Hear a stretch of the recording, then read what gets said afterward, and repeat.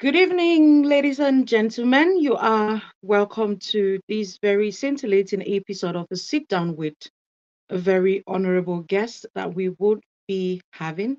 It is a privilege for us to have him grace our platform. In a matter of minutes or seconds, you will be having him grace our screens. Ladies and gentlemen, please share this video. You know how we do it. Pump hearts, tag your friends, share to group. Let us have a tsunami tonight because our guest is jam packed. Please do share the video. You know how we do it. And please, while you're on board, do well to indicate in the comment section so I can project your comments on the screens and kindly get your questions as well ready.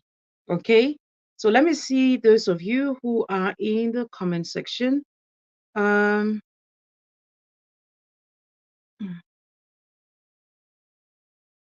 right.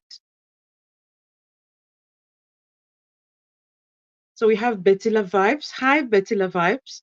Have you shared the video? Please share. I can see the number of views climbing. Please share this video. I'm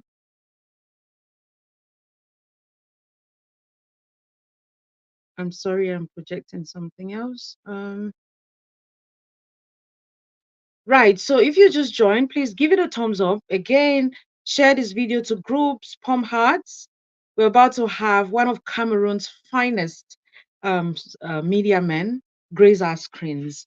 It's such a privilege for Delhi TV and our platform to have him take out time from his very busy schedule. So I am most elated and opportuned and honored and privileged to have him on this platform for the very first time. I see Bettila Vibes again. I see Miss Pro Tanto. Keep sharing, please. Keep sharing. Those of you watching, kindly drop your comments so I can project them and get your questions ready. Ladies and gentlemen, just about time for us to get our guest on screen. He's looking all gorgeous and super good, and of course, willing to answer every one of our questions that we would be channeling to him tonight. I see Chlorine Sunsea Bright. Hello, Chlorine. Have you shared this video? Have you shared? As the comments are coming up, okay, because it takes a while to appear on my dashboard, so just be patient if you have sent your comment. I see Mboom Nui, Mary. Hi, how are you? I see Tagwen Noel. Hello, Noel. Long time. I see all of you. Okay, keep sharing this video, pumping hearts.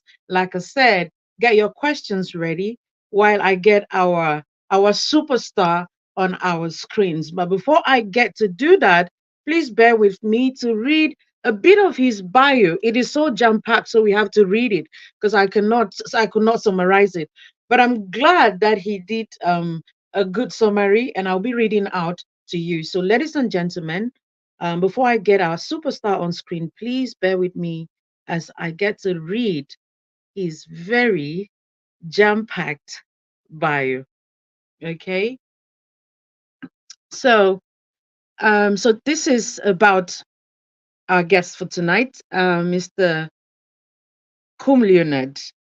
Leonard Bean, that's his name, was born on July 25th, 1979, to a polygamous home in Lobe Estate in Dian Division of the Southwest region of Cameroon.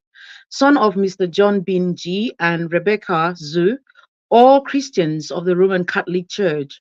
He attended primary education at government school Bekora in Dian Division of the Southwest region of Cameroon and government school Esu, where he obtained his first school leaving certificate with excellence. Because his father could not afford to send him to school, he was employed as a houseboy where he served before returning to continue school thanks to his cousins who vowed to see him through school. Leonard Bean did his secondary school and high school education in the Northwest GBHS Mancon, GBSS Womb, and GHS Womb, and Littoral Region GBHS Adir. His high school and university days were among the most challenging days of his life.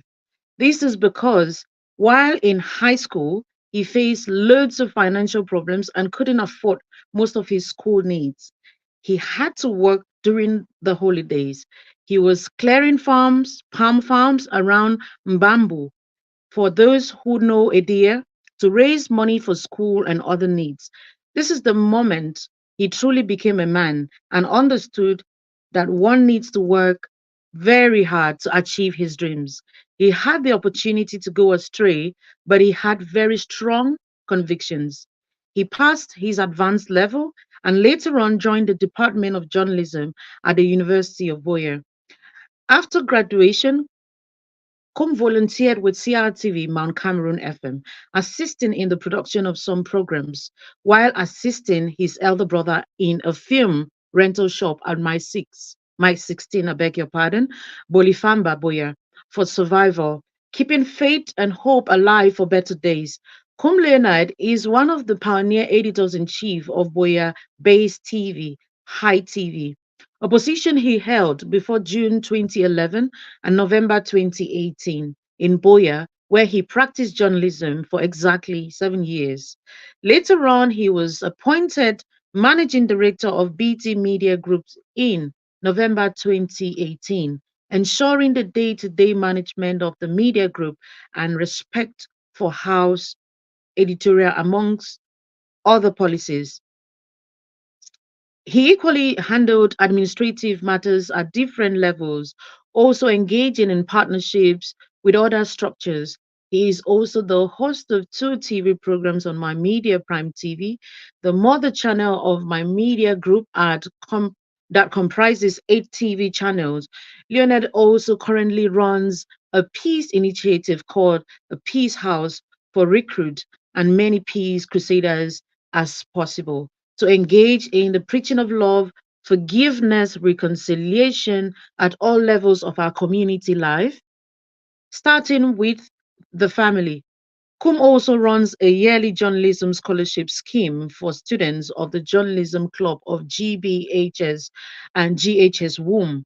KUM Leonard Bin is a member of many journalists associations and trade unions. He is a member of the Cameroon Journalists Trade Union, SNJC, Cameroon Community Media Network, CCMN, and the Cameroon Association of English Speaking Journalists, Kamasej.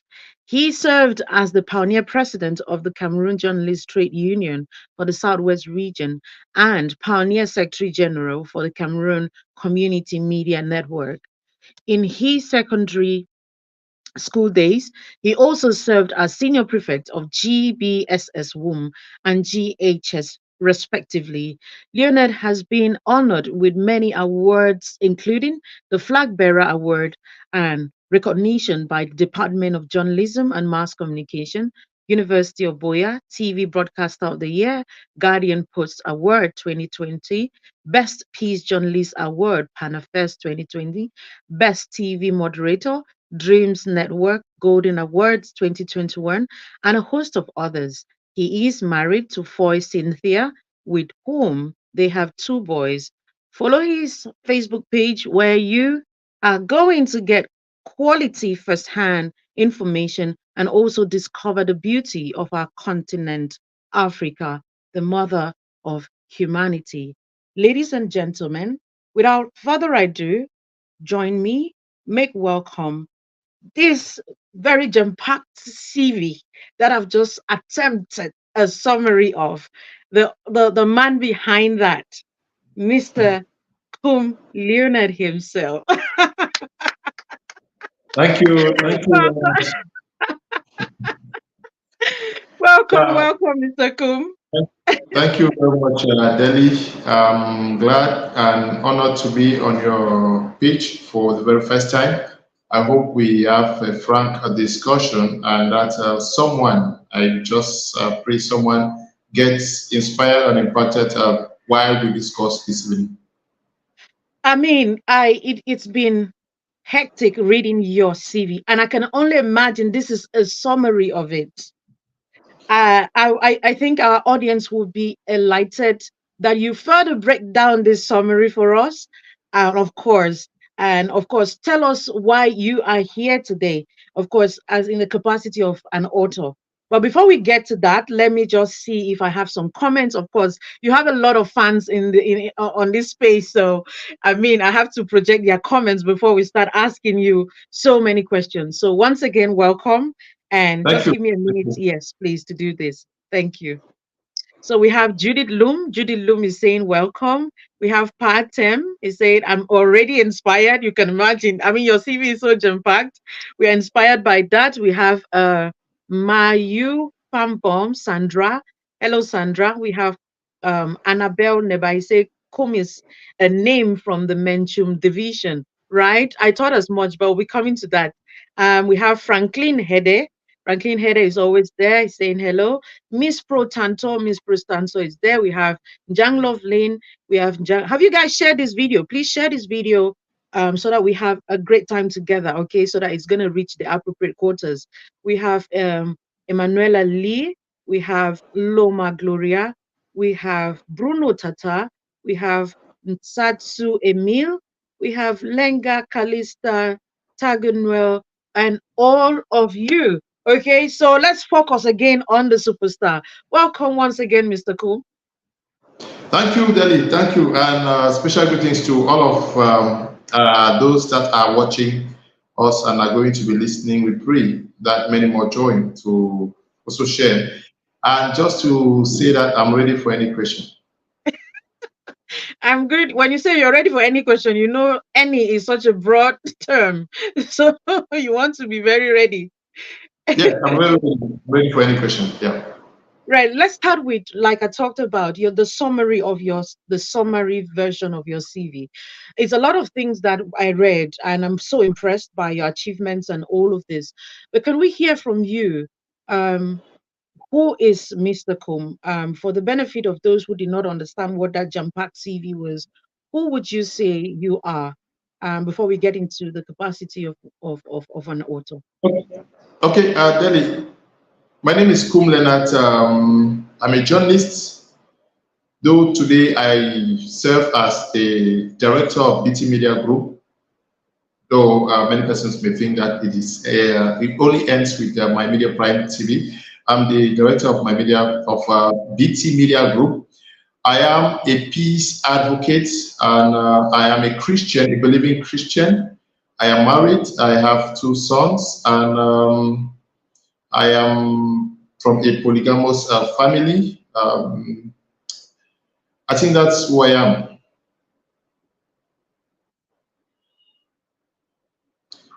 Yeah, Delhi. I'm sorry, when you get a glitch there, just understand how these things are.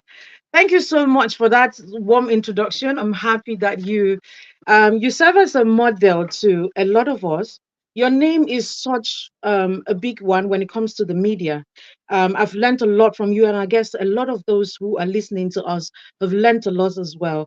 Can we just know about your journey into becoming this big gun, especially having the position you have at My Media Prime TV? Now, news in the air has it that it is actually Mr. KUM who who owns My Media Prime TV. He's just coming under the guise of one of the managers of that TV platform. Tell us, how did you get to this position, and is it actually your own media house, or you're actually managing it like we're hearing in the media?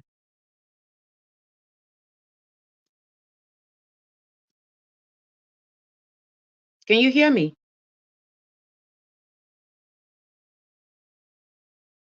Can you hear me?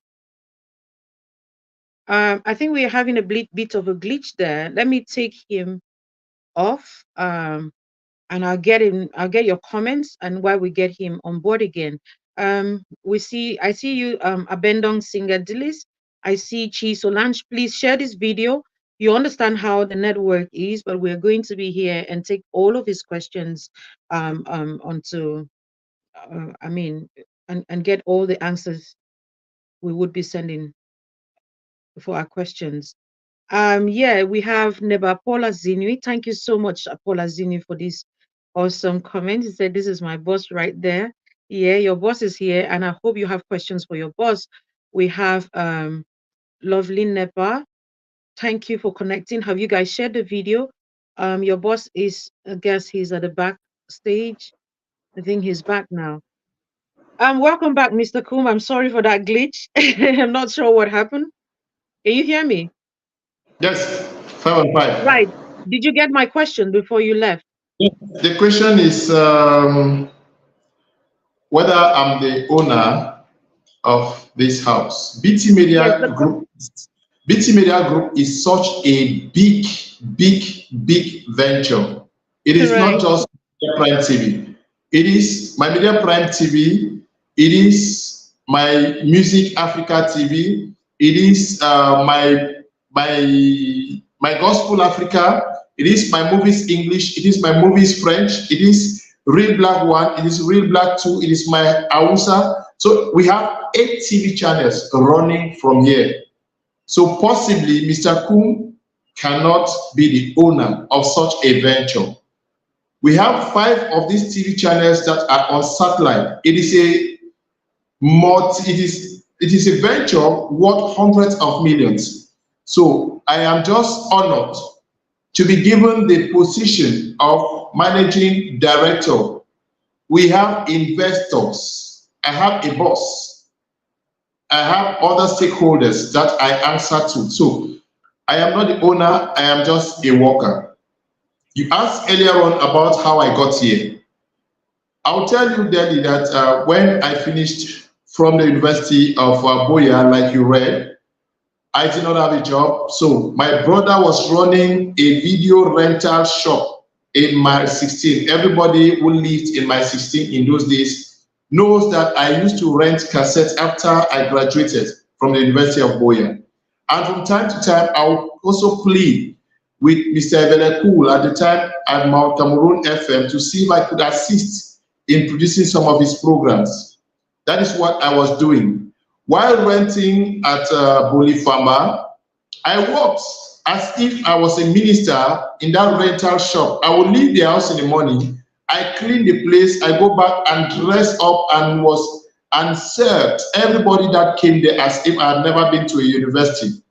I served wholeheartedly, and while serving them, I would come to Douala and drop applications for people to recruit me. I was looking for a job.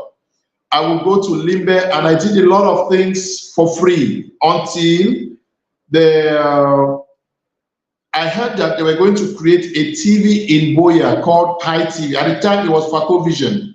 I met the owner, and together we designed the project. We started. I was the pioneer editor-in-chief. I recruited journalists, and we trained and started working.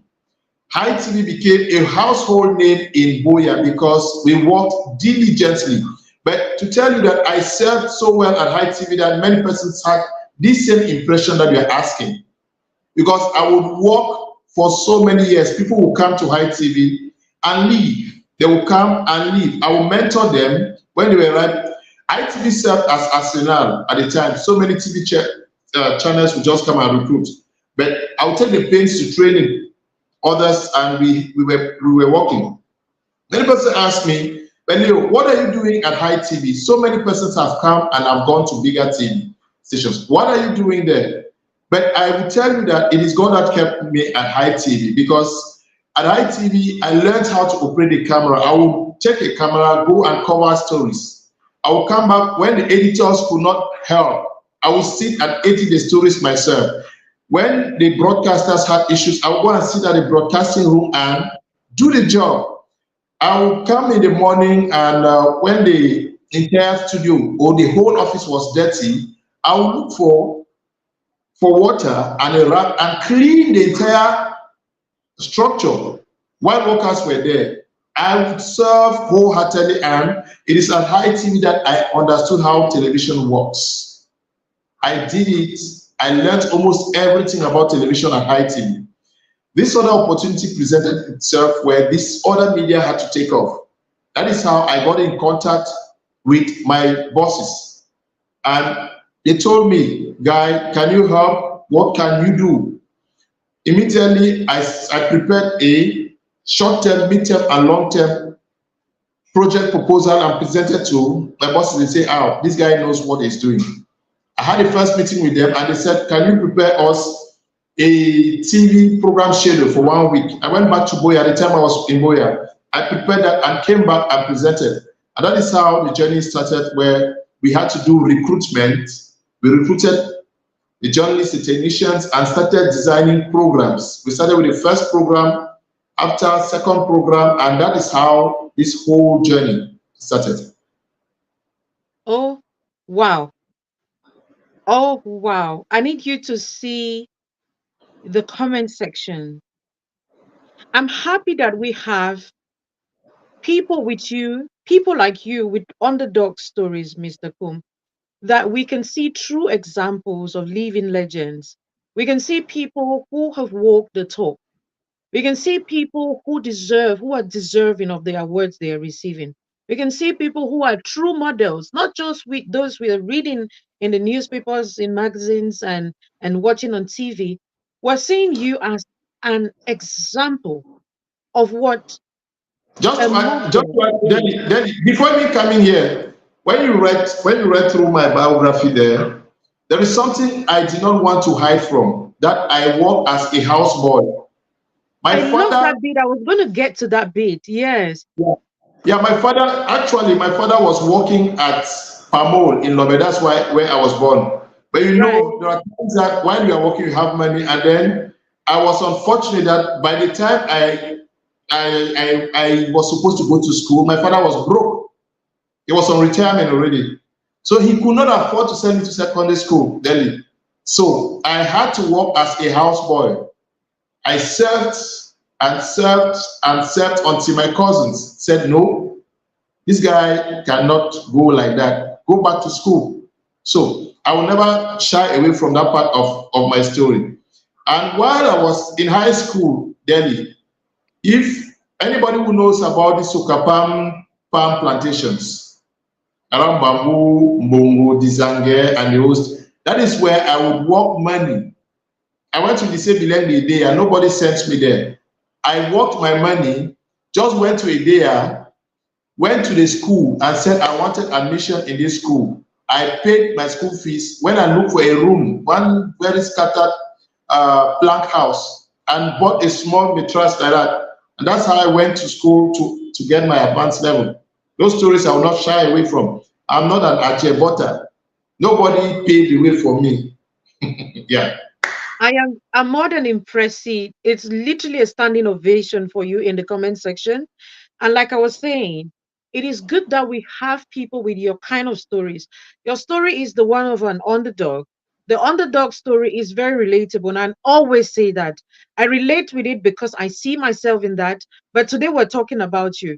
And I'm happy that our youngsters can see a real example of a living legend, somebody who is there, has walked the talk, and is still in we see you passionately doing these things, most often, when I said, okay, let's have an interview, I'm thinking this guy is always the one asking the question. Am I sure I'm going to ask? I'll be able to take his position in terms of asking this question. But again, I know you. At least we talk, and I know you beyond the scenes. And I think your story is so inspirational and very much relatable. And it's easy for us to sit here and have this talk and inspire those of us listening. I'm so honored once again, Mr. Kum, to have you and hear this beautiful side of your story that a lot of them are, I'm sure they're inspired by. Before we continue with our interesting talk, let me take some of the questions. I mean, some of the comments. We have Chi Solange, a clapping, standing ovation for you. Abong Winnet is there. Love Vet Inspirational Show is there. We have Keke Karin is there. Days of little beginning. Exactly. We have Pancho in the house. Have you guys shared this video? Please share the video. Pump hearts. If you've not pumped hearts, please do it. It's very important. Pancho is saying, I'm a testimony of Mr. Leonard's humble beginning. I remember when the first high TV boya, I can testify of Mr. Leonard's hard work to make high TV be what it was. Thank you so much, Pancho, for that awesome comment. We have Gideon Ibabito is saying that please ask him what happened to Samuel Wazizi. He worked with him and he was not paid the ITV owned the brother. What's this? We're gonna come to the questions. I'm gonna be taking questions, and he's here, and he said we should ask him every question. Now, let me complete the comments, and before we get to the questions, we have Delise there, Abendong. We have Theophile Atiame saying CY knows more about the Palm staff, and we have Little Beginnings. We have Neba Azinui. I hope let me get all of these comments. There was somebody who was saying that Judith Loom is saying humility is the key in life. It's good to save. One day you will to serve, I guess. One day you will be served as well. He says, more grace, sir. We have he's one amongst many who mastered how to deal with the energy that burst out on social media daily. Mr. Kum is an example to follow. We have Josephine Tawani. We have, in fact, all of these lovely comments. There was a particular comment that I am looking forward to. So this guy was insisting. He says intelligence and hard work. In fact, the comments are way too many. So let me not take much of the time on there. Now we're gonna get to your comments. So just put them in there. I've had about 2 questions already. Now this guy was insisting. I was trying to project that comment on the screen, and he was insisting that no, you are just pretending that you are actually the one who owns that. And that's why I asked that question. Now we've seen your journey. It's so beautiful. I mean, so inspiring. And you've gotten to this level where people think this household name, My Media Prime TV, and you said BT Group of Companies is yours. And I mean, you might as well just say, oh, it's mine, just to carry yourself. You see Mr. Kum in his humility, usual humility, telling you categorically that he doesn't own it. He's been privileged to be the managing director of this house. That speaks volumes. A lot of people would not do that. They would rather project themselves as the owners of these companies. And even if you don't say it in front of the screen, you will go out there and you tell people behind the scenes and say, oh, I'm the one running it. But I've spoken with you, and I remember the first time we had a conversation, you told me categorically that you're only a managing director and you have a boss. It will be terrible for me to say that I am the owner. It will be gross disrespect and ingratitude, because I will tell you, Delhi, it is very difficult to have somebody who actually gives you the trust that my boss has given me. Somebody cannot love you so much, somebody cannot trust you so much only for you to go telling lies. No, I work for somebody. I'm so happy you're doing that. And just so the youths can see, this is how much diligence he's put in, and somebody to trust him. Do you know, to entrust somebody with this magnitude? Did you hear the number of different sectors of that conglomerate? Mr. Kumi, you want to summarize that again so people can get the different outlets that BT Media is made up of, please? BT Media is a group of channels, TV channels. We have My Media Prime TV. We have My Movies English. We have My Movies French. We have My Music Africa. We have My Gospel Africa. We have Real Black TV. We have Real Black 2.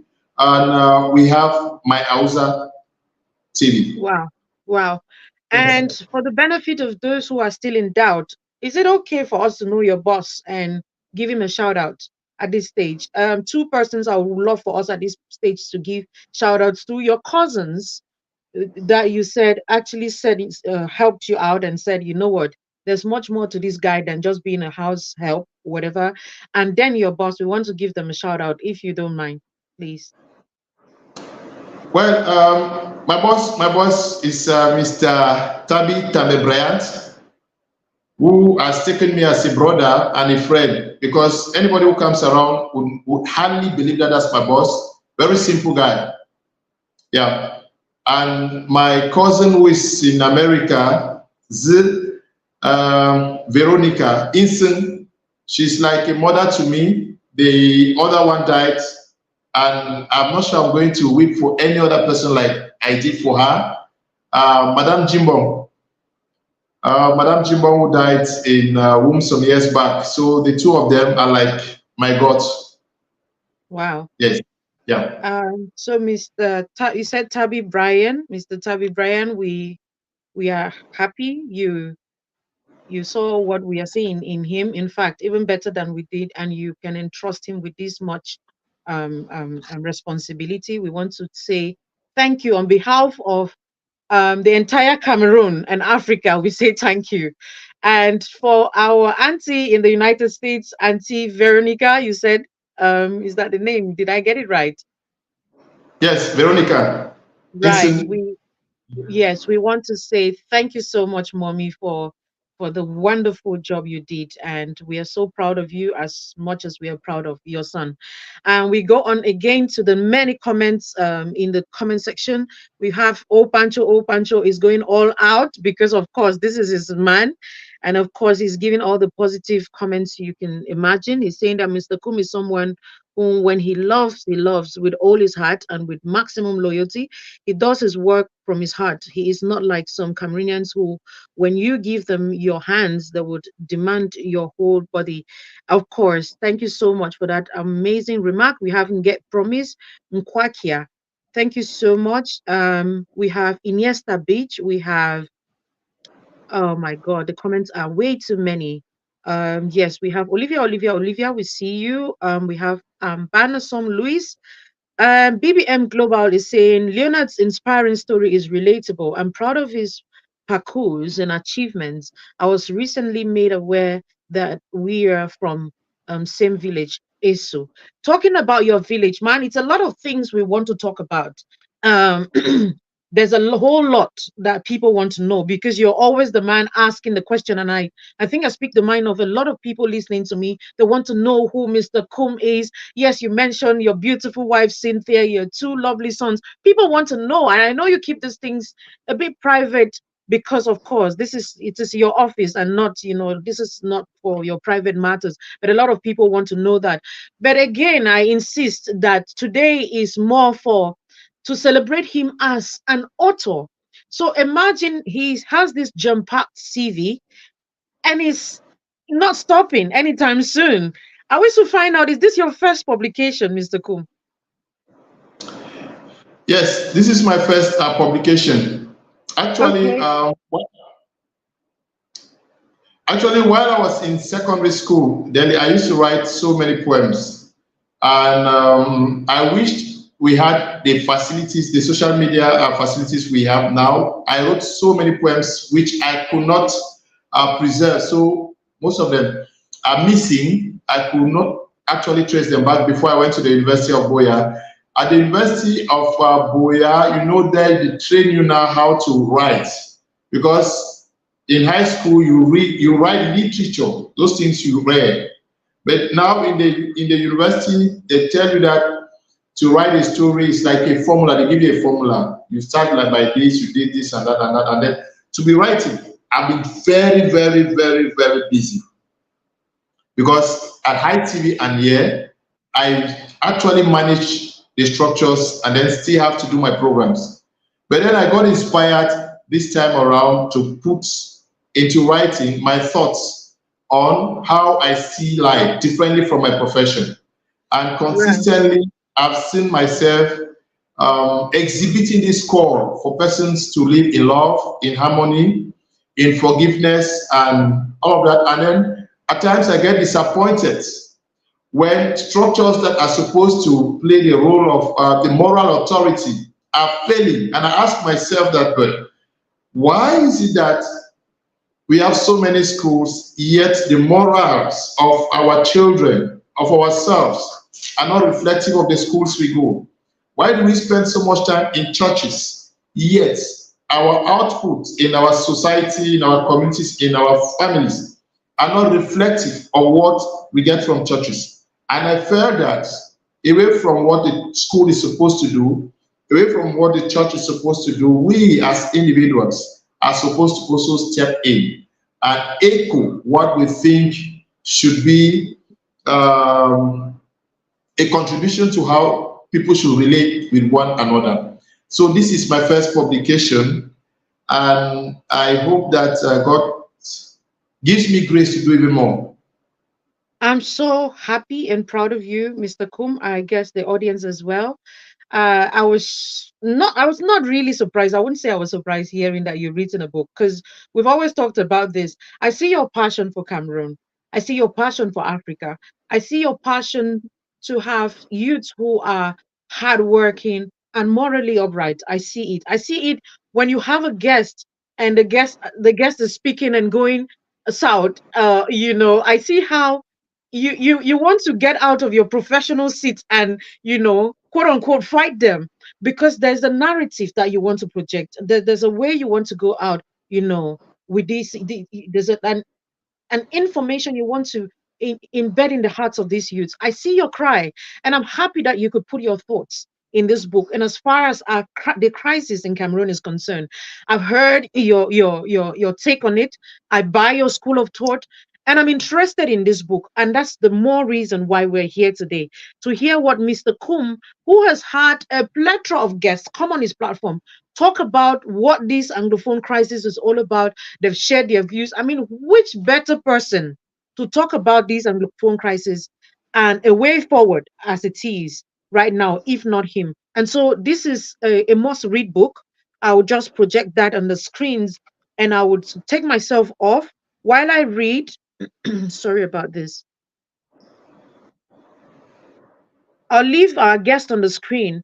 I'll take myself off while I get to read um, just a summary of the reason why he wrote this book before we get into the nitty gritties of this book. Please stay.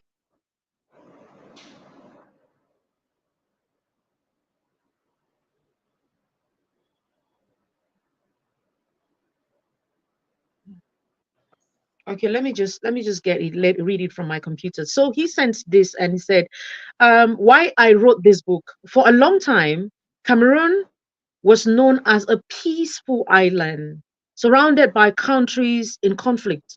However, in 2016, everything changed. The peace in the northwest and the southwest regions of Cameroon was replaced by something new: conflict. What became what began as something minor turned into a very deadly war. This particular war has cost many lives and destroyed countless properties, including schools, churches, businesses, and cars. The term IDP, internally displaced persons, suddenly became a part of everyday language in Anglophone Cameroon. In total, the United Nations estimates that 3 million out of 4 million people in Cameroon, Northwest and Southwest regions have been affected. More than 700,000 civilians were forced to leave their homes, and 63,800 had to flee to Nigeria. Shockingly, at least 4,000 civilians have lost their lives in the Anglophone regions, surpassing a toll in the far north region, where Boko Haram has been active since 2014. Between October and December 2020, there were 35 attacks on schools, including the killing, torture, and abduction of students and teachers, as well as arson of education facilities, as reported by the United Nations to Al Jazeera. Nearly 8,000 Nearly 8 years have passed since the crisis began, but peace remains elusive. The crisis has exposed deep seated bitterness and anger among Cameroonians. It seems like the average person in Bamenda and Boya is on edge, and intolerance has become a common feature of life in Cameroon. This crisis made me realize how the public perceives concepts like peace and forgiveness.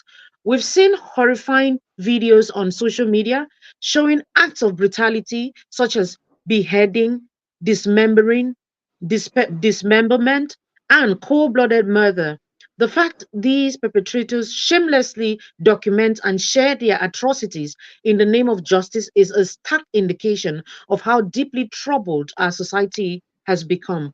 As a communicator, I've witnessed lives changing through many works, even amidst the chaos of war. I've survived professionally because I remained impartial as a journalist. I founded an organization called Peace House to contribute to the peace effort. I've also actively participated in various events to promote the message of peace. To top it all off, I decided to express my ideas in a book aiming to advance the causes of tolerance and forgiveness. Conventional wisdom often suggests that we can only have peace when justice is served. However, God justified us through Jesus Christ without waiting for us to justify ourselves. The pursuit of justice alone may not guarantee peace. Imposing punishment can breed more hostility, and as it turns out, one's family into an enemy. Hate begets hate, and violence begets violence. Jesus forgave the thief on the cross, and if bin Laden had forgiven America 9/11, might never have happened. We live in an imperfect world filled with diverse people. Can we coexist peacefully despite our differences? Can we tolerate those who hold different beliefs? Can we give peace a chance? I hope you'll join me in the campaign for peace as we read this book, my humble contribution to the cause. I believe in peace. What about you? Let's embark on a journey together, rediscover the true meaning of peace. Happy reading. My God, I got emotional there. I got so emotional. And I would, again, standing ovation for you, Mr. Kum. This should be your speech that I've read already. you know, I guess this is what you're meant to read on that day. But my bad, man. And I'm happy that we could have it firsthand in the media. Mr. Kum, first of all, kudos to you for attempting a solution to this crisis. It is bigger than us all, but again, the solution can only come from our collective, respective individual attempts like you're doing, to salvage the situation. Again, kudos for daring because it's such a sensitive topic that you and I understand. Kudos for taking that, standing and taking the bullets. I can only imagine the number of bullets you've taken. So many of us will shy away from this topic because you and I understand what awaits you when you dare to talk about it. And given your profession, you did not shy away because most journalists have been killed. Your friend, they're talking about Mr. I don't remember. Wazi, What? Wazizi. I think if my memory doesn't fail me, he was killed. Still part of this Anglophone crisis. And let me not take away the question or the answers. What gave you the guts? What would say gave you the guts to dare into this, Mr. Kum, without, with damning the consequences? Delhi, I think that my love for humanity, that's all. It's just my love for humanity. I will tell you that Yep. I've been threatened severally on both sides. Who has not written about me on both sides? I've been questioned, I've been threatened, I have faced all of it. But I keep asking myself that if nobody dares, when are we going to find a lasting solution? When are we going to give hope to our people? Because in a situation where almost everybody is talking tough, it must be my way or nothing else. Everybody is talking tough, standing on their position. And you ask yourself, are we Christians? Because whatever we are doing, if you are a soldier, you are a fighter, you are an economist, I am a journalist, and above any whatever we find ourselves, then the only thing that gives us hope is our faith in Christ. You are an ambassador of Christ on this earth. I am an ambassador of Christ on this earth. And we know that one day there's going to be a judgment day. That judgment day, God is not going to see you as a fighter. God is not going to see you as a military man. God is not going to see you as a journalist. God is going to see you as a daughter who was sent to this earth for a mission. God is going to see me as a son who was sent to this earth on a mission. How well did I serve? God sent me to share love. There is no way you can love and wish people die. There is no way you can love and wish that the houses of persons be destroyed. There is no way you can love and wish to see people tortured. The Bible tells us that God is light and in him there is no darkness. If you are a true ambassador of Christ, you must go beyond sentiments. And it is because I killed my sentiments that I say that we should preach love. When I say something more than justice, the path to lasting peace, some persons are quick to think that the peace I am preaching plays in the interest of government. No. Some people think that it plays in the interest of my family. No. In your family, whosoever is listening to me now needs this book to fix their family issues. In the camp of the separatists, those who want to separate Cameroon, they need this book for love to reign among themselves. Because there is a lot of fighting here, fighting there. Just look at the Northwest region.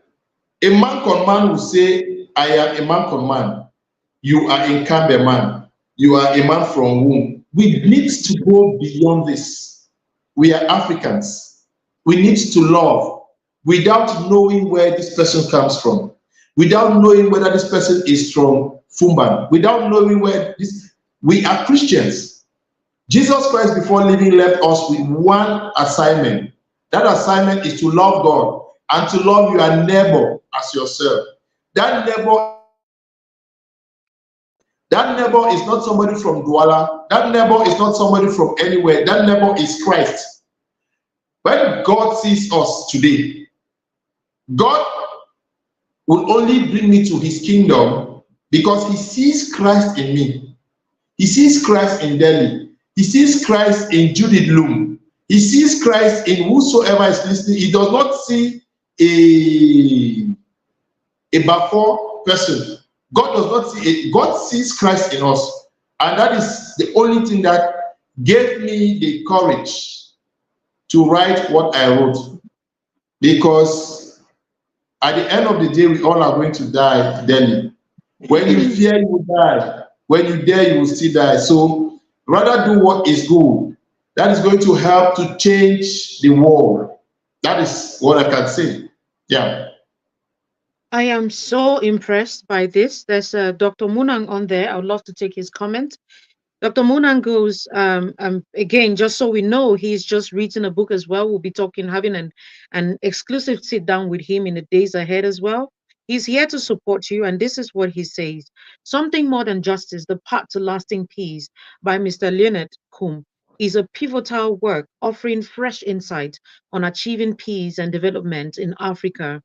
KUM combines deep analysis with actionable solutions, advocating for a shift towards understanding and addressing the continent's unique challenge. His book is both a call to action and a roadmap to sustainable progress, emphasizing dialogue and practical approaches.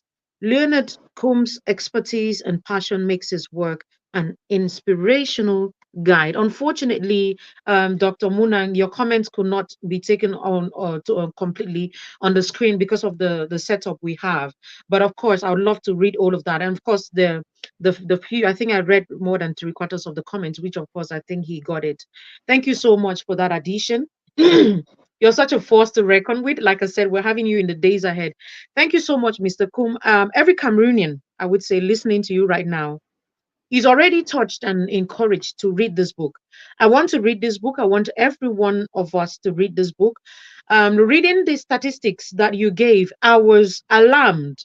You know, sometimes we take for granted, or do I say, we are not aware of the atrocities that this has cost us.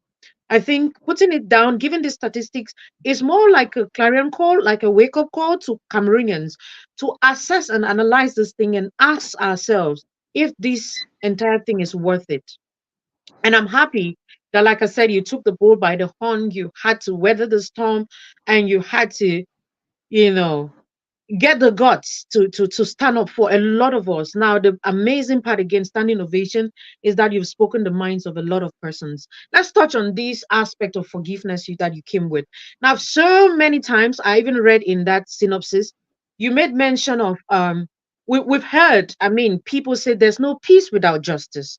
And this accounts for the reason why the separatists are brothers who are fighting for a separation of Cameroon are of the opinion that there cannot be peace without justice, and to them it is their right to do commit all the atrocities that they're committing. I know you said that, but I need you to reiterate now, speaking to the separatists. And of course, I think you've addressed, because some of them will not have an opportunity to read this book, but they might have an opportunity to listen to you as it is right now. What would you tell them? I want you to this might not be very conventional, but to speak to them in a word, in the words, in a language they would understand, what their idea of justice is causing them as it is, even without getting to Well, read the book.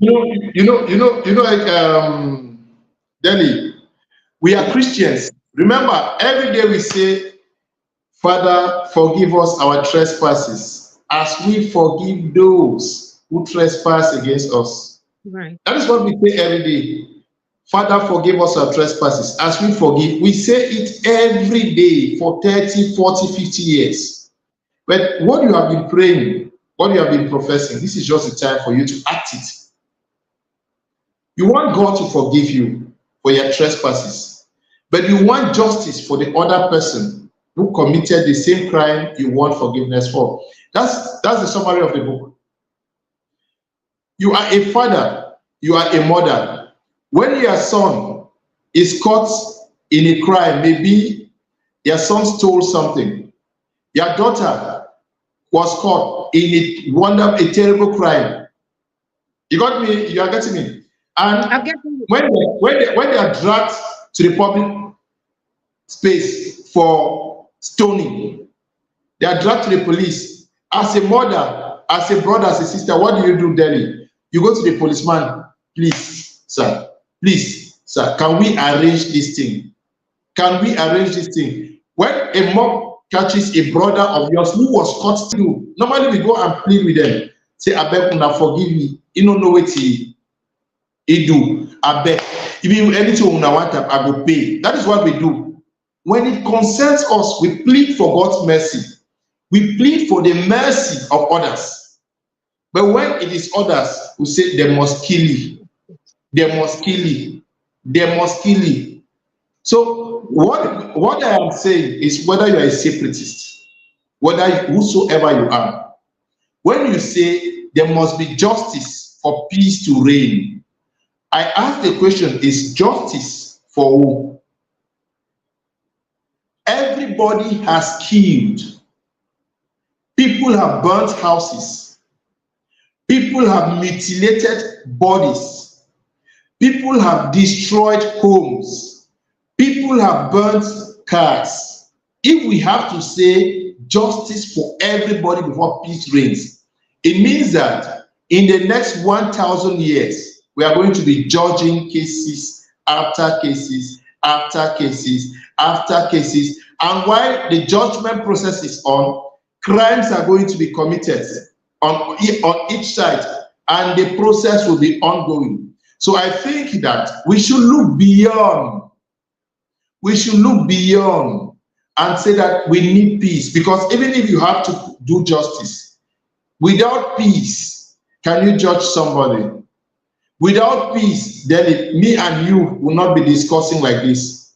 We can talk justice because to some extent, there is relative peace. Can we plead for others to be forgiven, say with same measure as we would plead for mercy to be done to our children caught in fornication, caught in adultery, caught in banditry, caught in any crime you find ourselves, the same way we want our relatives to be pardoned, can we also pardon others? That is what I'm asking whosoever is insisting for justice, because even you who is insisting for justice, If they were to calculate all the crimes you ever committed, you would be behind bars, I'm sure, for one reason or the other. You will not be talking with that neighbor who forgave you yesterday. Maybe your parents will not even pay your school fees for the crimes you have committed. If almost everybody around you has forgiven you, what stops you from forgiving the other person? Oh, wow. I think it's such an emotional moment for everyone listening.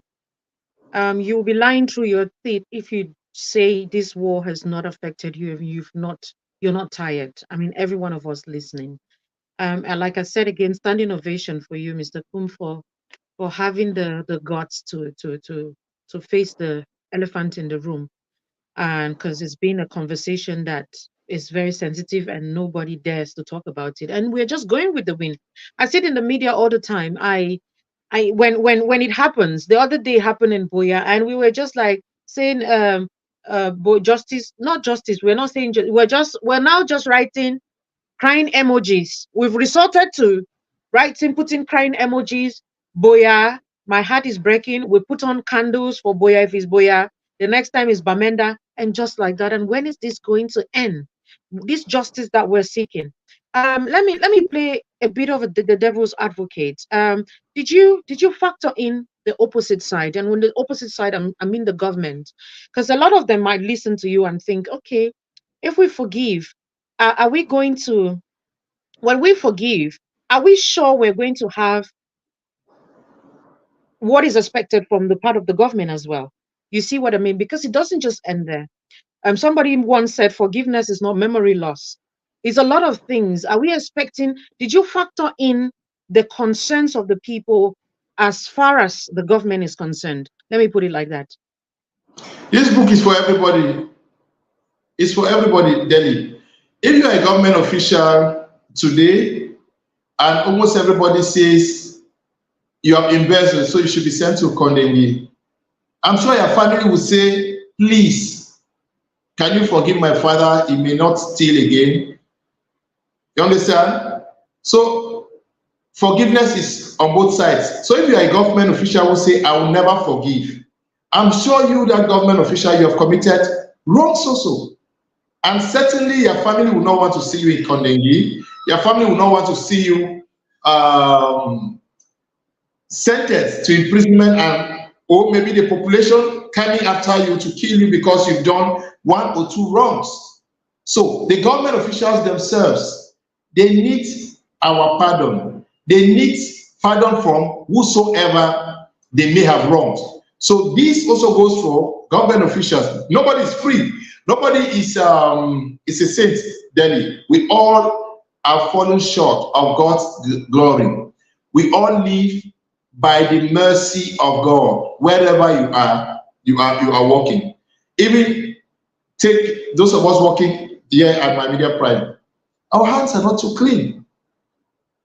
We commit crimes every day. We falter every day. We find ourselves, if Apostle Paul would say, what I want to do, I don't do. What I hate to do, I find myself doing. That is Apostle Paul talking.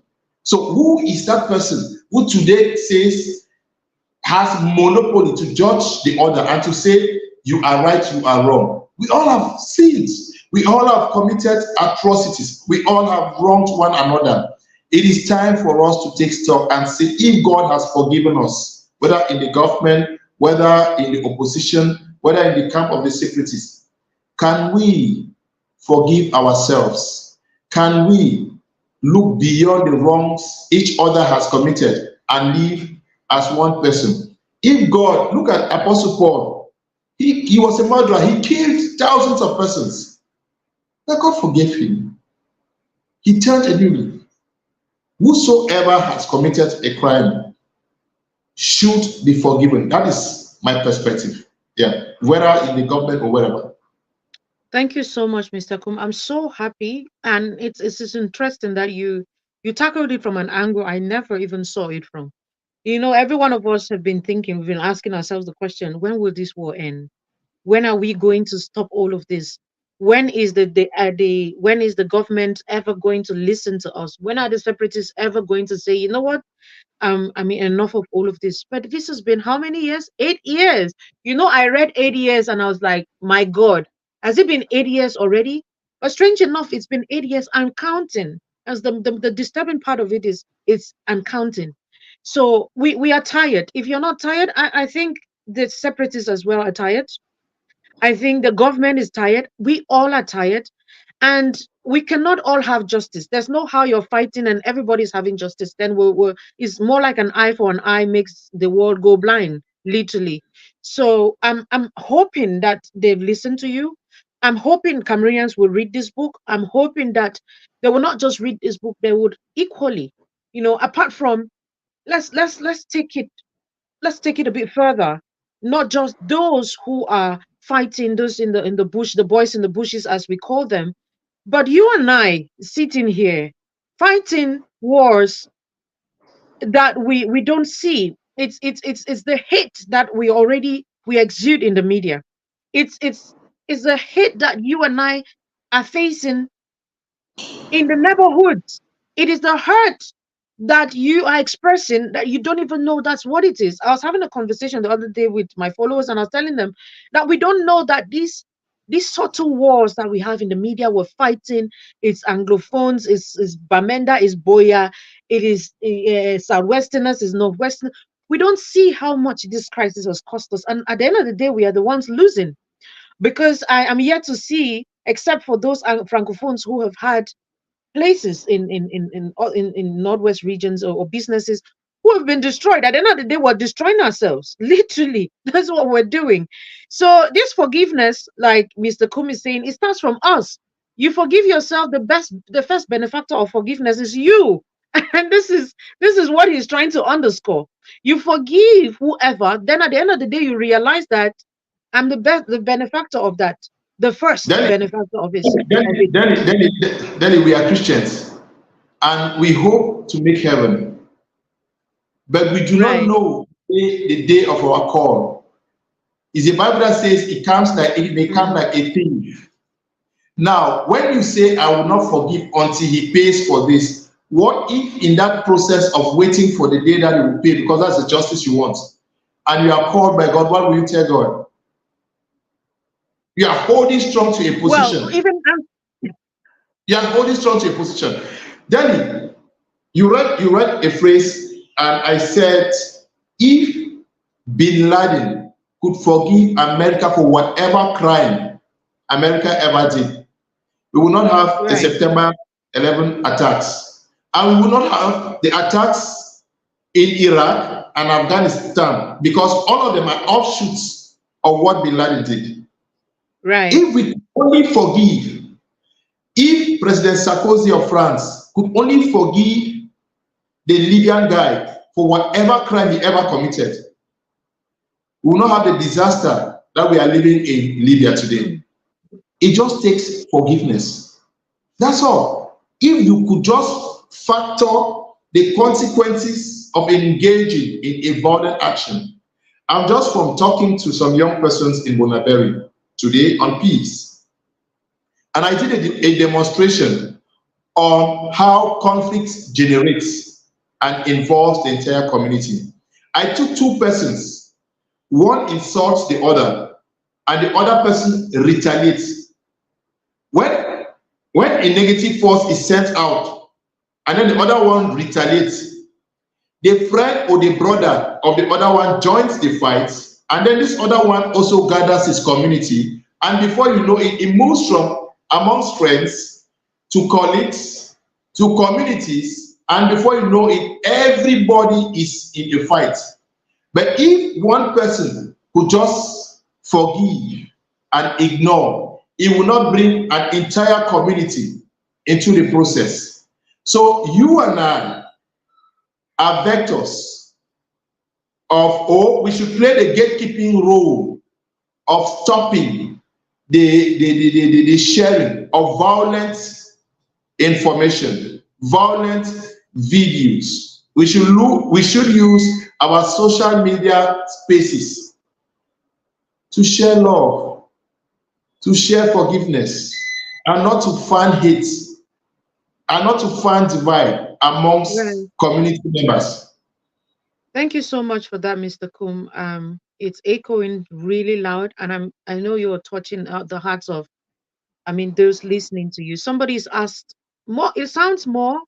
I would have just ignored the question. Mr. Dean Kem is asking who is forgiving who. I think there's need to underscore where the forgiveness is coming from, where it's expected, who is doing the forgiveness, because it's a whole lot of persons to forgive persons in this situation. You see what I mean? Because if it looks more like, oh, we're just forgiving the government, no.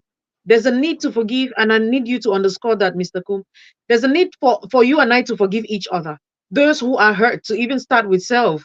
I mean, you want to shed more light on that, please? Because this forgiveness Mr. thing is, Nzinken, Mr. Nzinken, let me answer you. You, Mr. Nzi, I'm sure you are married. You should forgive your wife. Your wife should forgive you. In your community, there are many persons who have wronged each other. They should forgive. If you committed a crime against a member of your community, Mr. Ken Nzi, Anubong, what I'm advocating is that instead for that person to drag you to court, you people should fix your problems and live on as brothers and sisters. That is the meaning of this book.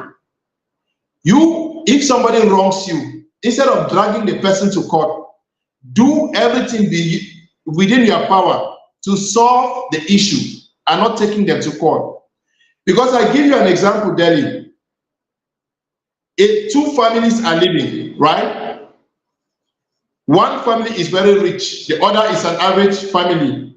Two sons from this other family attacks the other very rich family, rape their mother, rapes their daughter, steal from them and disappear. That's two robbers attack. The two robbers are from one family, all living in the same neighborhood. In the course of the investigation, they discovered that the two sons who came and raped the mother and the sister in this family are from one family within that neighborhood.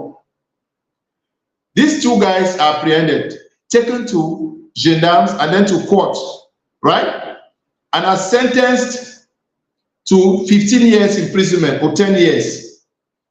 According to our conventional knowledge, justice has been served because they have been sentenced to prison. Now, will the fact that justice has been served, will there be peace between the two families? There will not be peace. For peace to reign, it is not because justice was served. The peace can only reign if this family finally forgives this other one. That justice is served does not mean peace will reign between the two.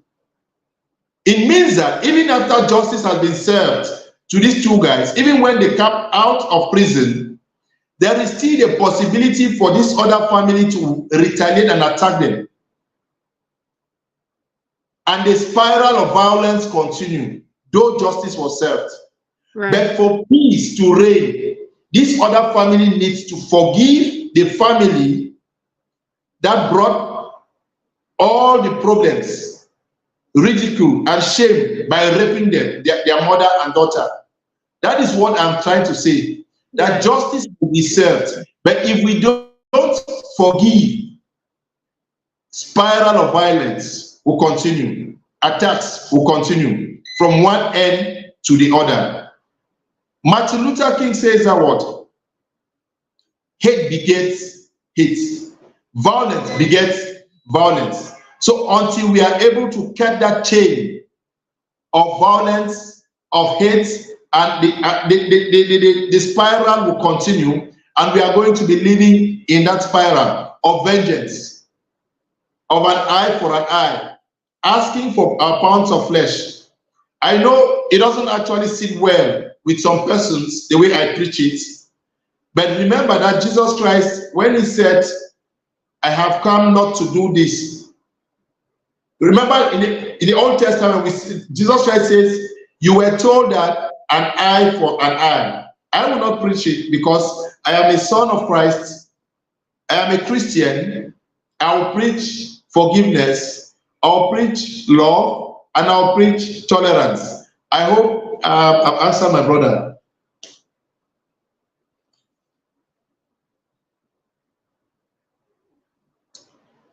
Thank you so much, Mr. KUM. I think you've answered his question, though he went ahead to ask a question, which of course is tied to the question I asked when I said I'm playing the devil's advocate to ask that question. He said, I think it would be easy if we can stop committing the crimes we are to be forgiven for. How do you forgive when you keep committing the same crimes and even more? So I think by this is saying that the government as well has a place to play, a role to play as far as these crimes are committed, that it is Mr. not Ken, just a one-way thingy. that is So you want to exactly touch on that, please? that is no. I am saying that this book is directed to everybody. It means that everybody needs forgiveness. It is not that I'm not saying that separatists should be forgiven or separatists should forgive. I'm saying that on both sides, in the case of the Anglophone crisis, in the case of international politics, we need forgiveness. In the case of our families, we need forgiveness. In the case of our regions, we need to forgive each other, please. The United Nations was created to bring foster peace in the world. Why is peace elusive? Why do we have wars in the Democratic Republic of Congo, in Sudan, in Somalia, in Libya, in all these countries? Look at what is happening between the Russians and the Ukrainians. It is an issue of ego. I must show this person that I'm bigger than him. In that process of wanting to show the other person that I have more power, what do? You are not only destroying the person, but the person is destroying you. Because in the case of the war in Ukraine, thousands of Ukrainians have died. Thousands of Russians have died. Why? Because we want to exact justice. I want to prove a point. We do not need that. If the Ukrainians could only forgive, if Vladimir Putin could only forgive, we will not be living what we are seeing in Ukraine and Russia. If the Palestinians could only forgive the Israelites for whatever thing they did in the past, we will not be living what we are living in Gaza today. It's just an issue of ego. I want to show him that I have all the weaponry on this earth. So I must push forth until he bows. But in that process of pushing, you are destroying yourself. Separatists are falling in the case of Cameroon. The military of Cameroon is falling in the case of Cameroon. Can we forgive ourselves? That is all I say. Thank you so much, Mr. KUM. Just a sec so I get you the layout better. I hope it's better now. Right. Thank you so much. I hope you see that there are lots of comments, questions in the comment section. I'm trying to project them. Let's take Judith Loom is saying that, Mr. KUM, what's your greatest fear in your career and how did you overcome it? Now, before you answer that question, please, I'd love to talk more on this book. You have a book launch coming up on the 24th. You want to shed more light on that just so that people get to, before we get into those questions that don't align with the book itself. Yeah. But Deli, remember I said I'm open to any question there. Whatever you Yes, want to yes. say, I'll get Okay, it, please. cool. But now, the book launch is coming on the 24th of February out here in Douala at Serena Garden, Serena Hotel at Sable Bonamusadi. We are going to have persons come and also share our experiences on how together we can work for peace to reign in our families, in our communities, in our nation, and in our continent. We are going to have Tumfo Barrister Nico Hale, who is going to chair the book launch. We are hoping to have a guru in the domain of peace building in the person of Prof. Willibrod Zemwa to be there to review. We know that some senators have indicated that they are going to be there. Some MPs have indicated that they are going to be there. Some traditional rulers have said they are going to be there. Some Some members of Cameroon civil society are going to be there. In fact, almost everybody is going to be there. The essence is for us to gather and then take this message home that it is time for us to forgive and live in peace. Not forgetting, I'm not saying that there should not be justice. What I'm struggling to say is that when justice is done, we will need to forgive. Because if we cannot forgive, the person who is punished because of one reason or the other in the service of justice may just retaliate. And when you retaliate, there is going to be that spiral of violence. I mean, So we are going to, it's been this circle of this vicious circle, and it's not yes, even, yes, this goes without say. You you yes. you you somebody commits a crime, and then we see it every day in the street. Somebody commits a crime, somebody does something, then they, in course of wanting to for justice to be served, you go all out and do even worse. And in the course of you doing worse, the person now says, "Oh, this is not actually what I intended," and you've gone way past what I thought. And then this person comes again with. So we're just, it is this vicious cycle, like I said. And we at the end of the day, my cry is, we, the English Anglophones, are the ones suffering. Because come to think of it, this justice you're serving, it is our people dying, sweethearts. It is our property that have been destroyed. It is our name that is actually being messed up with. It is your brands, it is your children, it is our culture that is being tampered with. It is all these losses that we are failing to understand, that we are rather fighting ourselves than fighting the government. And this is what I've always said. And the media, I mean, every separatist or the proponents of the separatist movement are not happy with us. And they always take us and put on blocks and say we're blacklegs. But I'm just adding my voice to that of Mr. KUM to say that, isn't it time? And so we tired. Isn't it time we sat and said, you know what, we'll try it, and there's a better route.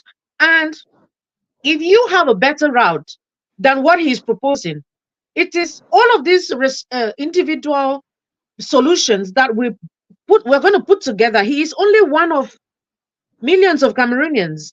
Then, And and that is what anytime I preach forgiveness, tolerance, and love, so many persons come up that know justice, justice. And I tell them, everybody has a call.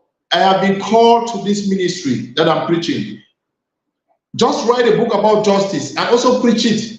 And then we complement each other. That is how I see. So if you think you are a call, you're an apostle for justice, write it, and then let's sell it to the community. And together we come and see, okay, what side of justice, what side of this, and everything. But my question I ask is, whose hands are clean? Is it not us who say when you go to justice, you should come with clean hands? Whose hands are clean? We commit crimes every day. We fornicate every day. We do adultery every day. We steal every day. We embezzle every day. And I ask myself, is there a bigger heaven for persons who do this type of crime and a smaller heaven for this? We all are crying for God's mercy every day. All of us are going to the same hell. We are going to the same heaven. So who are we to play the judge? We are taking God's position here. right. Thank you so much. Who is going to be the judge of this? We're taking God's position, and I hope this message actually gets to the appropriate quarters. Somebody asked a question. We need to, T. Emmanuel is saying that we need to cease fire for both sides, for peace to come to Cameroon. We all need peace in this country. Somebody else is saying justice satisfies one side, peace satisfies everyone. I love that. I really love that quote. Through Clovis. M. Fielding is saying that the crisis is affecting the entire nation. Can't you see the sudden inflation in the country? I understand it's affecting everyone in the country. However, 80%, 90% is the English speaking Cameroonians who are talking about justice.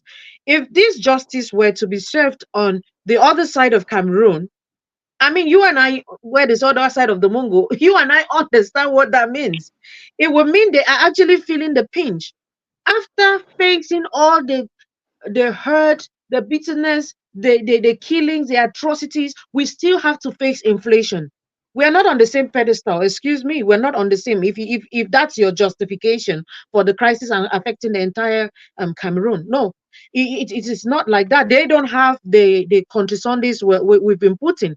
Do you know what? One day out of one day, a Monday, which is the second day of the week, which is the first day, official day for work, is taken off. It's been stripped off Anglophones for 8 years. Do you know what that does to the economy, to your businesses? Do you know it has such a ripple effect? I keep saying this, and I'm adding my voice to that of Mr. Kum, that this book is timely.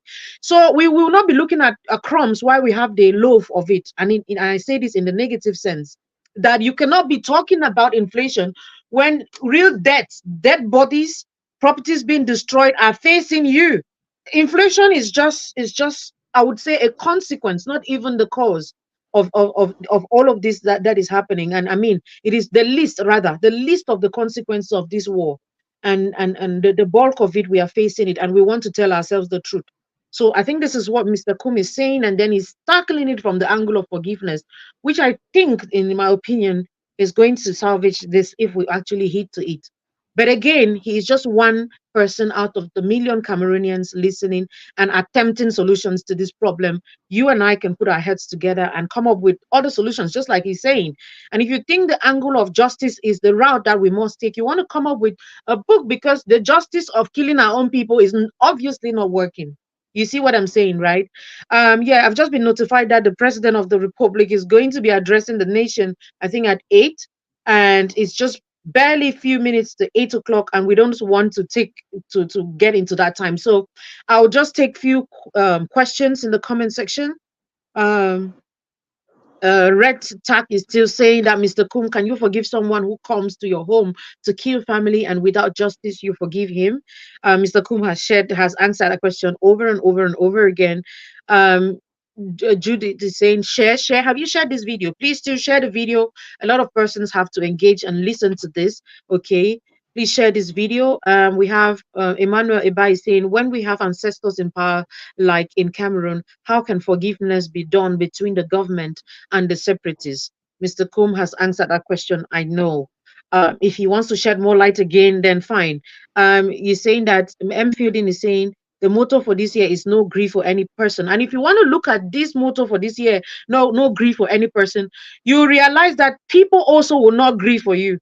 You know, so most times it is the selfishness in the approach of justice that we take, that Mr. Kum is trying to say that when you're going for justice, you go with clean hands. And if you don't have clean hands, you cannot talk about justice. And he's saying that when you drink poison and expect another person to die, at the end of the day, you realize that you are actually the person who dies first. That is what is actually, I'm just reiterating because of time, and I think he's really been speaking. Dean Kem is saying, in my humble opinion, I think what we have to do before forgiveness is for the government to cease fire. Same thing for the separatists. Then we can talk about forgiveness. I'm very sure, or almost certain, that Mr. Kum must have touched about, like I said, talk to the government, and he's saying the book is for every person. I think we should really listen and understand what he's saying. He said it's for every other person, and if it's for every other person, I think he must have underscored the things that we have to do respectively, or as individuals, and as a country, as a nation, as a people, to cease fire, or whatever, to get the much expected forgiveness from one another. I think he has said that. He might as well talk about it again. Let me continue with the comments. We have Judith. Judy Lum is saying that, Mr. Kum, what's your greatest fear in your career, and how did you overcome it? Mr. Kum, you want to answer that question as well? Let me see. If you have questions now, please. A lot of people were just, trying to add flesh to what Mr. Kum was saying. But if you have questions, send them now. We have barely 15 minutes to go, and yeah, it's just about that time. Yes, Mr. Kum, please. Over to you. Greatest fear in my career, I don't know. The fact is, before I started practicing it, I am somebody who believes so much in God. I am mostly led by the Spirit. Whatever I'm doing, I feel that I'm led by the Spirit of God to be where I am or wherever. So to a bigger extent, I killed fear. My sister Judy, before God and man, if I had fear in my mind, I would have abandoned what I'm doing since in Boya. See, if you know the threats I've received, they are enough to make me flee from what I'm doing. Every day, they write, oh, black leg, oh, we'll cut your head and use as football. Oh, we will do this. Oh, we'll do this. I have been called also at the level of some government offices for questioning, for interrogation. I sit there and I'm interrogated and I'm questioned for hours. And I still come back, I do my job as if nothing has happened. Mm. They write about me every day. Oh, you have not done this. Oh, you are not. Imagine for once that I was to be afraid. I will not even be doing what I'm doing. Every time on TV, people insult me. People write terrible things about me. You really think that it is because I have killed fear to a large extent? Would you do the programs I do every day and you go to your house trekking in the night? Wow. Would Thank you so you? much, Mr. KUM. You want to pump hearts for Mr. KUM, please. If you haven't done so, please pump hearts. Give him hearts in the comment section. Share this video just to encourage him. Talk about this book. You want to share this video and caption it um, and tag his page, also official page on it. There's a question on the screen, Mr. KUM. You want to take that question? We have 13 more minutes to go. You want to take that question while I'm looking at other questions here. Some people are saying we should get you again on board. Mr. KUM has a very tight schedule. He has his book launch on the 24th. I'm looking forward to having him again because we need to sell this book. So He says, avenues Mr. like Cook, this. your entire career, this person is asking, your entire career as a senior journalist, have you ever had an opportunity to interview the President of the Republic? I've not had the opportunity. I don't know. We all understand how things work in Cameroon. I really would have loved to do so, but I've not had the opportunity. Those that have had opportunities of interviewing, I do so with so much joy and objectivity, and I've not had the opportunity, my dear brother. Well, we're looking forward to you having that opportunity someday for you to talk with the. I mean, it's going to be an honor for the entire nation. We love to see you do that. So yeah, I think it's going to come. They're asking if the book will be available on Amazon as well. Yes, very, very soon we're going to have it on there. Okay, so Mr. Emmanuel Ebayu got your answer. It's going to be available on Amazon. Part-time again is coming. It says peace will only reign again when we become more responsible, show love to one another, and be honest again to ourselves. Of course, that is it. And it It's starts true. with us, right? It starts with Yeah. you as a person, part-time, before another person. So the more we keep pushing the responsibility that you're asking for on others, the more we're going nowhere, because I mean it starts with self, like we always say. Question, Mr. KUM, how many, Mr. KUM, there's a question for you on screen. If you can read that, it's saying, Mr. KUM Leonard, how many staff do you have under your leadership on a daily basis? Have you ever been faced with a situation where you have to give priority or a priority place to someone over the other? How do you manage your female workers given that you are an elegant guy? Okay. It's Josephine Tawani asking that question. Josephine, please. I am the boss here, but you come here, you will not know that I'm the boss, please. I work with all of my staff like brothers and sisters. I am very simple. I may play like I'm your servant, but I'm very, very also strict here. I don't mix work with pleasure. No, no. If I give you a responsibility or a favor, you earn it and you deserve it. I don't do that. You must merit any position or anything working under me. Please. For that one, don't even waste your time. Everybody that is working under me, just to tell you that we have over 60 persons working here. We have more than 60 persons working under me. I am very, very attentive to the output of everybody. So I grade you based on how dedicated you are to the work that we are giving you. There is no way, there are persons who are more important to a company than others because we can depend on them. You may have 6 children, but you cannot give responsibility to all of them on an equal basis because you know that some are more responsible, some have more capacity than the others. That is how we also do out here. Talking about female workers, please, for that, I don't mix relationship with work. Even if you are as beautiful as Miss Cameroon, there is no way I will have any second thought of having an affair with you. I worked at High TV from 2011 to 2018. Not a single stagiaire, be you as beautiful as what, not a single female worker. Ask any of them. Mimi Meko, work under me. Sally, work under me. I don't know. Most, we have sold the Fate Tata, they are working under me, and a host of others. I will never ever even think of having an affair with somebody I work with. Never. So Thank for that you one, so much, Mr. KUM. I am happy you answered the question. If you have sent your question and it's not been projected, unfortunately I couldn't see it. The questions and the comments were many. Mr. KUM, just about time for us to round up. We have few fire trivia questions for you. Before we get into it again, just so you know that we have um, the audience is asking to have yet another interview with you because it's a lot of things you've not answered, a lot of concerns that have been raised, and they want to hear from you again. But before you go, please let us take fire trivia questions. Our fire trivia questions are very quick questions. I mean, you're a media person, so you know about fire trivia questions. These are very quick questions you answer without thinking, and you don't take your answer back. And yes, are you ready for it? go on. I'm ready.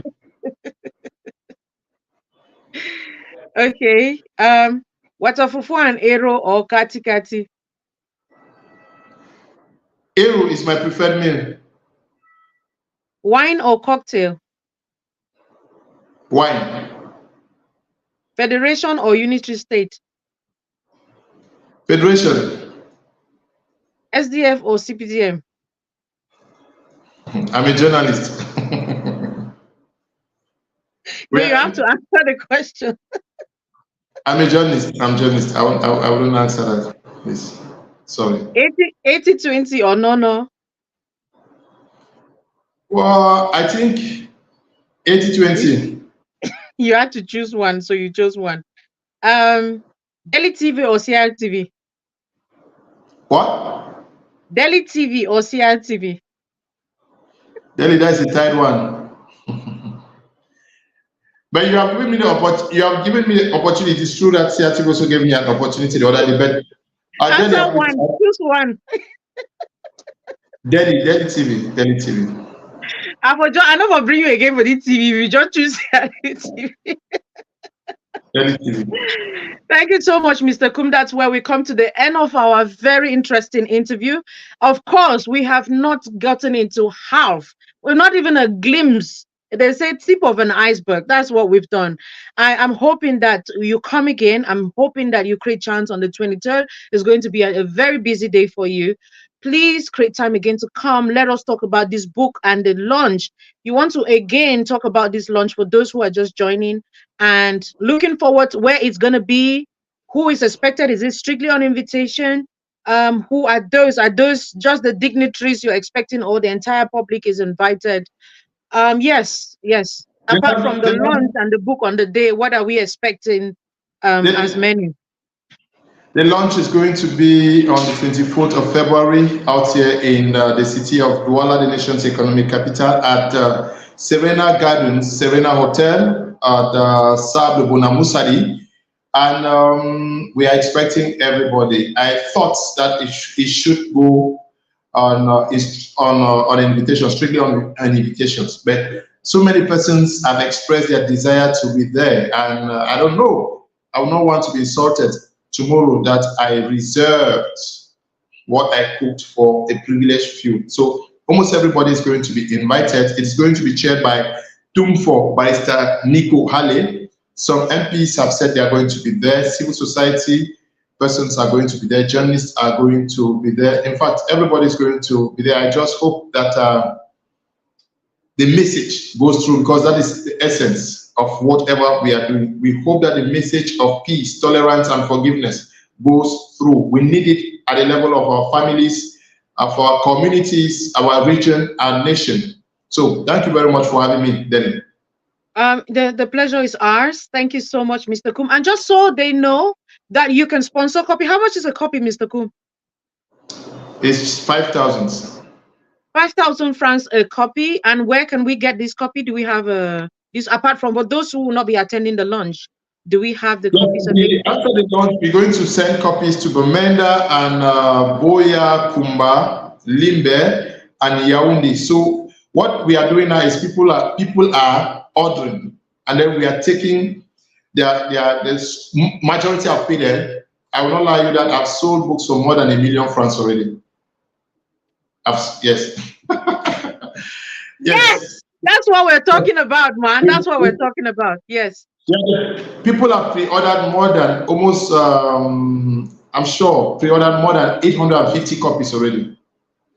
Excellent, excellent, Mr. KUM. I mean, this is it, and we're hoping that you sponsor, because you can sponsor a copy, pre-order the copy, just like you saw us. We've been doing that on the platform, so do the same thing. He's going to distribute these copies to the Cameroonians. Cameroonians need to read this book. Okay, is there like a number? TMA is asking a question. Amber of Cameroon. TMA, I'm a child of God. I'm a Christian. God does not see Cameroon. God does not see Amber. God sees Christ in you. And so I want God to see Christ in me. That's all. Thank you. Thank you so much, Mr. KUM. Yeah. You have this last minute. We have 1 more minute to give your final word to those listening to you. You will take other questions when next you come, please. Yeah, my last word is that we should learn to love. When you love, you won't want to take a life. You won't want to destroy any property. You won't want to live in a war situation. So I just pray that you can love, you can forgive, you can tolerate one another, so that we can live in peaceful families, in peaceful communities, and in a peaceful nation. I'm sure we are excelling wherever we are because there is peace. We also need peace wherever we are. We expect to also make others to live in peace. So that is the message I have for us all. Thank you so much, Mr. KUM. It was such a pleasure having you. Looking forward to having you again. And thank you, everyone, for coming. Those of you who joined, please keep pumping hearts for Mr. Leonard, Mr. KUM Leonard, and all the best at your book launch. And looking forward to having more books written by you. God Thank bless you. Very you. much. Have a beautiful one. Cheers.